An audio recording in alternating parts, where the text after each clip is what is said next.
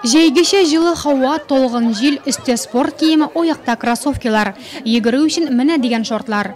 Бошқа елларға қорағанда бұйылғы милләтлер кроссы қатнашушыларының көплігі білен ойырылып тұрайды. 3000-нен ортық Нұрлатылы аэропорт майданында ең ұсты спортшы титулы үшін күш сынашты.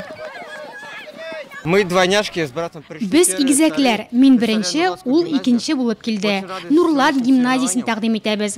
Біздің үшін жон оққан оқытушыларға, дусларыбызға, һәм әлгі йорашларға әзірлеген әтейбізге зур рахмет әйтәсібіз келі. Мұндай уңышқа ирешу үшін біз бик нық шұғылдандық. Ең мөһиме қорқуны жеңіп, стартқа басарға. Biz Müfuma məktəbindən 10 оқучы келді. Мен 6-cı orun aldım. Biz məktəbdə barımızda qatnaşdıq. Мен sport bilan şüghullanam. Йорышлар сағат 10-да башланды.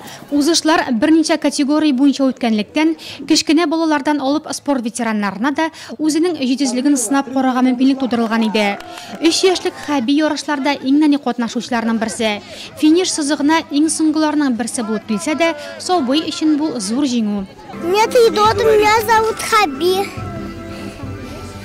Я бежал со всеми, и я добежал.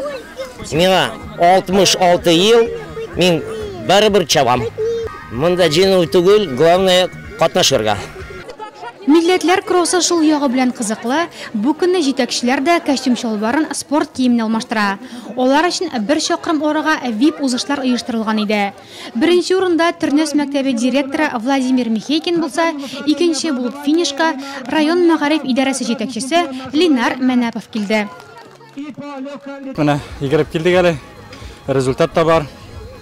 Бу инде үземчә менә мен үземнең йөгерүемне әйтәм. Барлык мәктәп директорларына үрнә китереп, алар миңа карап йөгерсеннәр дип, аларга карап инде укытучыларга карап инде безнең укучылар, менә шулай итеп инде без күмәк киш белән балаларны спортка тартырга тиеш, физкультурага якынайтырга тиеш, сәламәт тормыш рәвеше белән яшәргә тиеш дип саныйм. Милләтләр кроссы илдәге иң масса күләм спорт чараларының берсе, һәм ул көчлеләрне ачыклау ярышы гына түгел, ә берләштерүче бәйрәмдә. Җиңүчеләрне елдагыча исәлекле медальләр, кубок һәм иганәчеләрнең бүләкләре көтә иде.